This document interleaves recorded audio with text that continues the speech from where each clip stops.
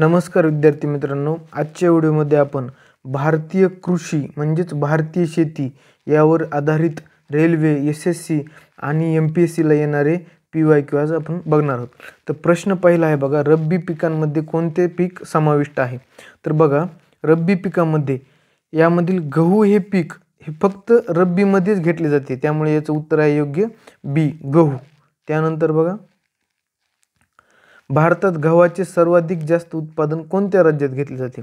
तर ह्या प्रश्नामध्ये तुम्हाला कन्फ्युजन होऊ शकतं, पंजाब, हरियाणा, पण याचं योग्य उत्तर आहे उत्तर प्रदेश. कारण उत्पादन जास्त उत्तर प्रदेशमध्ये घेतलं जातं आणि पंजाब, हरियाणामध्ये फक्त गव्हाचंच जास्त उत्पादन घेतलं जातं, असा फरक आहे, बरोबर आहे. त्यानंतर हरित क्रांती मुख्यत्वे कोणत्या पिकांसाठी होती? बरोबर आहे का? तर हरित क्रांती बघा, उत्तर भारतामध्ये गहू आणि दक्षिण भारतामध्ये भात या दोन पिकांच्या वाढीसाठी किंवा यांच्या उत्पादन वाढीसाठी हरित क्रांती मुख्यत्वे होती. त्यानंतर किमान आधारभूत किंमत MSP म्हणजे काय? न्यूजमध्ये आपण बघत असतो MSP डिक्लेअर झाला, MSP डिक्लेअर झाला. तर MSP कशासाठी असतो? तर बघा, शेतकऱ्यांचे नुकसान टाळण्यासाठी सरकारद्वारे निश्चित केलेली किंमत, व्यापाऱ्यांनी निश्चित केलेली बाजारातील किंमत, पिकांची निर्यात किंमत, पिकांची आयात किंमत. तर बघा, पिकांची निर्यात किंमत आणि आयात किंमत ह्याचा तर काही संबंध नाही, बरोबर आहे. व्यापाऱ्यांनी निश्चित केलेली बाजारातील किंमत म्हणजे काय असतं? बाजारभाव असतं. तर याचे योग्य उत्तर आहे ऑप्शन ए, शेतकऱ्यांचे नुकसान टाळण्यासाठी सरकार जी एक किंमत ठरवून देतं त्याला म्हणतात MSP, किमान आधारभूत किंमत. त्यानंतर कापूस लागवडीसाठी कोणती माती सर्वाधिक योग्य आहे? तर बघा, आता हे आपल्याला माहीत असलं पाहिजे, कारण कापूस लागवड भारतात सगळ्यात जास्त आपल्या महाराष्ट्रात होते. तर बघा, ह्याचं योग्य उत्तर आहे बघा, लाल माती, काळी माती, गाळाची माती किंवा लेटराईट माती. तर आपलं सर्वांना माहिती आहे, कापसाला काळी माती सर्वात उपयोगी असते. जे आपलं महाराष्ट्राचं पठार आहे, आपलं दख्खनचं पठार, त्यावर जास्त काळी माती आहे आणि तिथं कापसाचं उत्पादन योग्य प्रकारे घेतलं जातं. त्यानंतर ऑपरेशन फ्लड कोणत्या उत्पादनाशी संबंधित आहे? तर ऑपरेशन फ्लड म्हणजेच दुधाचं जो उत्पादन होतं, म्हणजेच व्हाईट रिव्होल्यूशन, धवल क्रांती, त्यालाच ऑपरेशन फ्लड सुद्धा असं म्हटलं जातं. त्यानंतर कमी पाण्याच्या प्रदेशासाठी कोणती सिंचन पद्धत सर्वाधिक उपयुक्त आहे? तर बघा, आपल्या सर्वांना माहिती आहे की कालवा सिंचनला पाणी खूप लागतं. कालवा म्हणजे आपले कॅनॉल असतात ते. टाकी सिंचन, त्याला पण पाणी खूप लागतं. पूर सिंचनचा तर विषयच येत नाही कमी पाण्याच्या प्रदेशासाठी. त्यामुळे ठिबक सिंचन, बरोबर आहे, आपलं ड्रीप इरिगेशन ज्याला म्हणतो आपण, ठिबक सिंचन, ते सर्वात उपयुक्त आहे कमी पाण्याच्या प्रदेशासाठी. त्यानंतर खालीलपैकी कोणते खरीप पीक नाही? बघा, आता खरीप पीक कोणते नाही ह्याच्यापैकी? तर आता ज्वारी पण खरीपात घेतली जाते, मका पण घेतली जाते, भात पण खरीप पिकात घेतला जातो.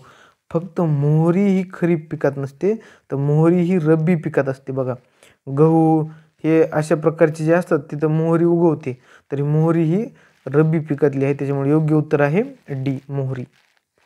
त्यानंतर भारत जगात सर्वाधिक उत्पादन कोणत्या मसाल्याचे करतो?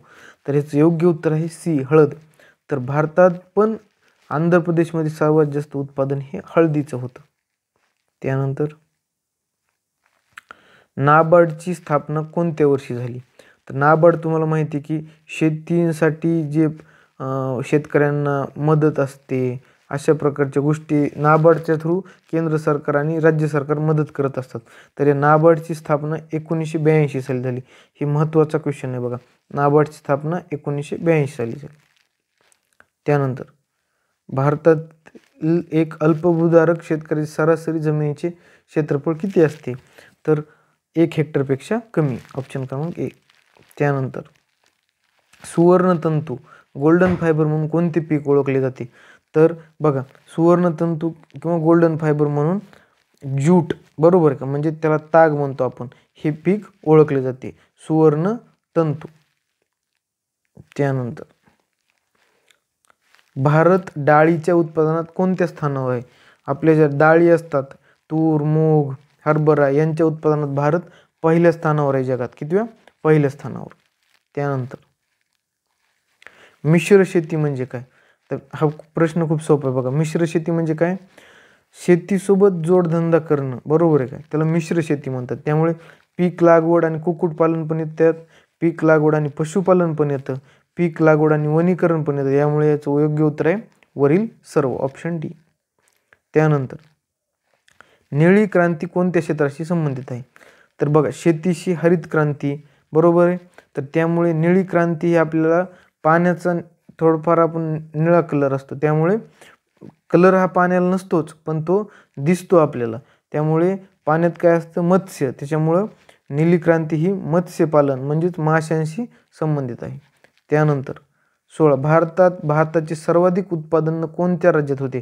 तर भारतात भाताचे सर्वाधिक उत्पादन हे पश्चिम बंगाल राज्यात होते, कारण पश्चिम बंगालमध्ये पाणी म्हणजे गंगा नदी, तिथल्या ज्या गंगा नदीच्या उपनद्या आहेत यांचं खूप म्हणजे मैदानी प्रदेश आहे, तसेच पाण्याची उपलब्धता, जमीन पिकाऊ असल्यामुळे भाताचे सर्वाधिक उत्पादन पश्चिम बंगालमध्ये होते. त्यानंतर भारतातील प्रमुख अन्नधान्य पीक कोणते?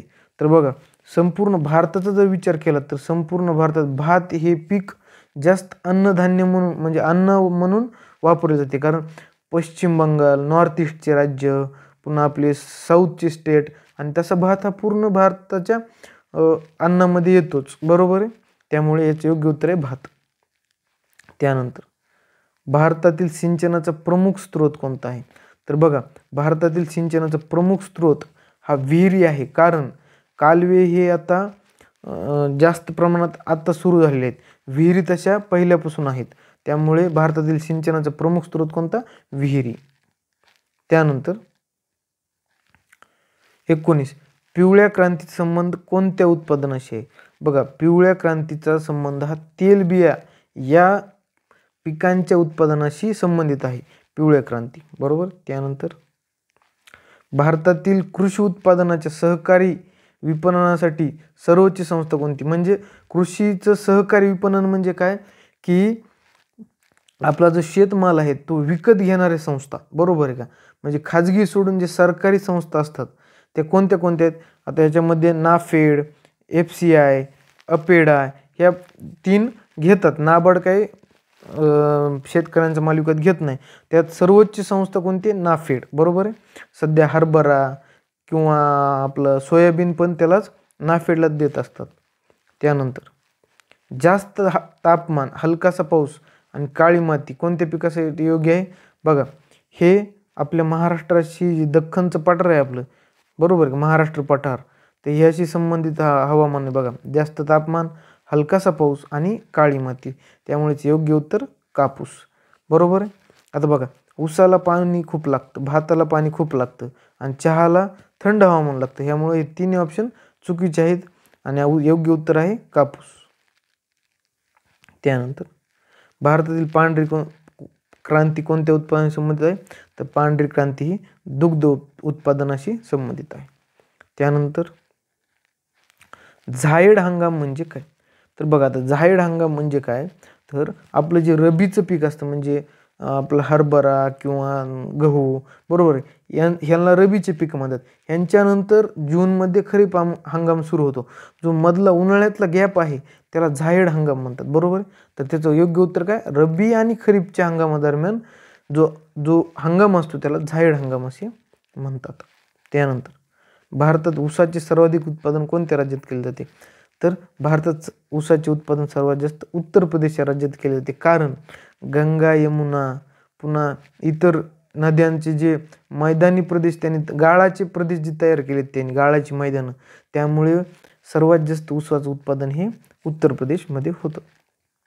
त्यानंतर भारतीय कृषी संशोधन परिषदेचे म्हणजेच ICARचे मुख्यालय कुठे? हा महत्त्वाचा प्रश्न बघा. तर याचं योग्य उत्तर आहे नवी दिल्ली. योग्य उत्तर नवी दिल्ली. धन्यवाद.